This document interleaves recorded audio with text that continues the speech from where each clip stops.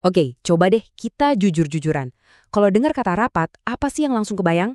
Kalau jawabannya, aduh, buang-buang waktu, tenang, Anda nggak sendirian. Tapi gimana kalau kita bisa sulap rapat dari sesuatu yang ditakuti jadi senjata rahasia tim? Nah, dalam beberapa menit ke depan, kita akan bongkar tuntas caranya. Yuk, kita mulai.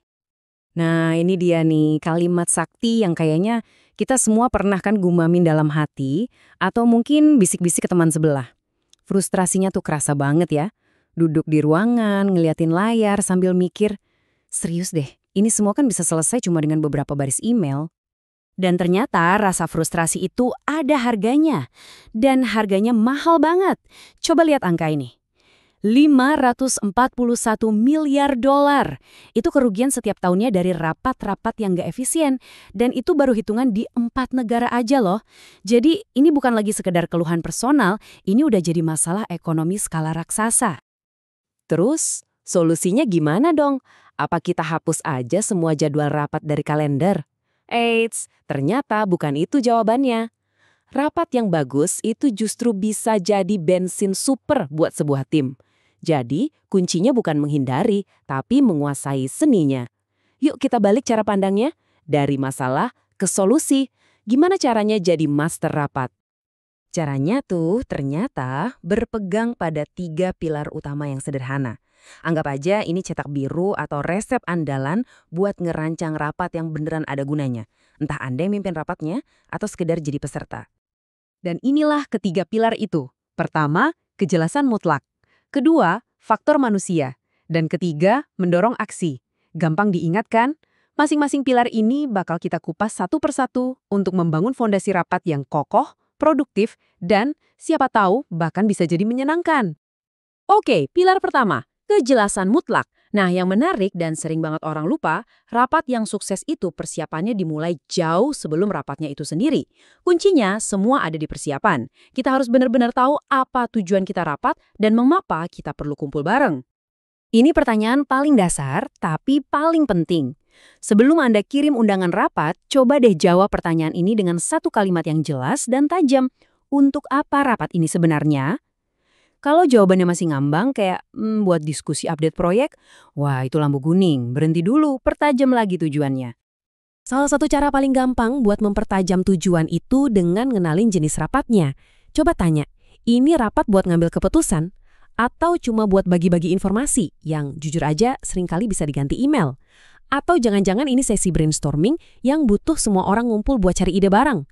Kalau kita tahu jenisnya, kita jadi lebih gampang nentuin siapa aja yang perlu diundang dan gimana alur agendanya nanti. Oke, biar lebih gampang lagi dapat kejelasan itu, ada satu alat bantu yang praktis banget. Namanya kerangka kerja 5P. Anggap aja ini semacam contekan wajib yang harus Anda cek sebelum nekan tombol kirim di undangan rapat. Ini dia 5P-nya. Pertama, purpose atau tujuan. Kenapa kita rapat? Kedua, produk atau produk. Apa hasil konkret yang mau kita dapetin? Misalnya sebuah keputusan atau daftar tindakan. Ketiga, participants atau peserta. Siapa yang wajib banget datang? Ingat ya, makin sedikit orang, biasanya makin efektif. Keempat, proses atau proses. Gimana alur diskusinya nanti? Dan terakhir, preparation atau persiapan. Ada bahan yang perlu dibaca peserta sebelum rapat dimulai? Jawab 5 pertanyaan ini, dan setengah pekerjaan Anda udah beres.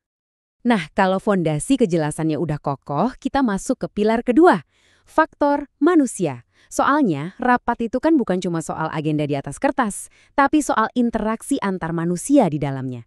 Kalau kita abai sama dinamika ini, ya sama aja kayak masak enak tapi nggak kenal sifat bahan-bahannya. Pada dasarnya nih, di setiap rapat itu ada 2 gaya perilaku utama. Ada orang yang orientasinya ke tugas. Pokoknya fokus gimana caranya agenda selesai secepat mungkin, tapi ada juga yang orientasinya ke hubungan. Fokusnya lebih ke menjaga suasana biar enak, biar semua orang rasa didengar. Rapat yang paling bagus adalah yang bisa menyeimbangkan keduanya. Jadi, poin pentingnya adalah setiap rapat itu kayak panggung teater kecil, lengkap dengan berbagai macam karakter di dalamnya. Nah, sebagai fasilitator atau bahkan sebagai peserta, kemampuan buat ngenalin karakter-karakter ini dan tahu cara berinteraksi sama mereka, itu adalah sebuah superpower. Coba kita lihat, Pasti ada si inisiator yang idenya banyak banget, tugas kita adalah mengarahkan energinya biar tetap fokus. Ada si penyelaras yang jago banget mencairkan suasana kalau lagi tegang. Terus ada si skeptis yang selalu nanya data dan fakta. Ini bagus banget loh buat menguji sebuah ide. Bahkan ada juga si pengganggu. Kuncinya bukan buat ngebungkam mereka, tapi gimana caranya kita fasilitasi dengan cerdas supaya setiap karakter ini bisa ngasih kontribusi positif. Oke, pilar 1, kejelasan, beres.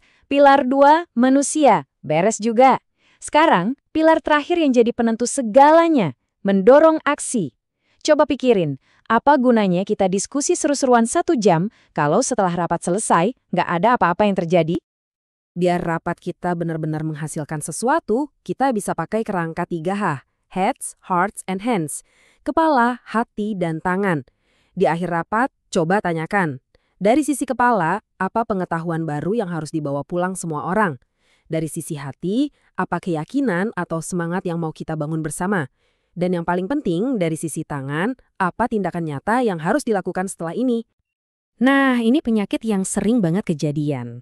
Rapatnya seru, penuh energi, semua orang kelihatan setuju, tapi begitu pintu ruangan ditutup, semuanya nguap gitu aja. Kita harus ingat, pekerjaan yang sesungguhnya itu seringkali bukan terjadi di dalam rapat, tapi justru setelah rapat itu selesai.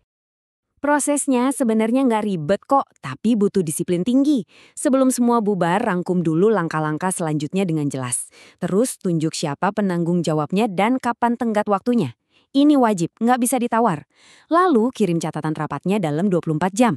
Dan terakhir, yang paling sering kelewat, pantau terus kemajuannya. Tanpa ini semua hasil rapat cuma jadi wacana. Jadi, kalau kita gabungkan ketiga pilar ini, kita tuh nggak cuma belajar cara ngejalanin rapat yang lebih baik. Kita sebetulnya lagi belajar jadi seorang arsitek kolaborasi. Seseorang yang bisa ngerancang sebuah pertemuan yang benar-benar menghasilkan sesuatu yang berharga. Oke, kita rangkum cepat ya. 3 pilar tadi.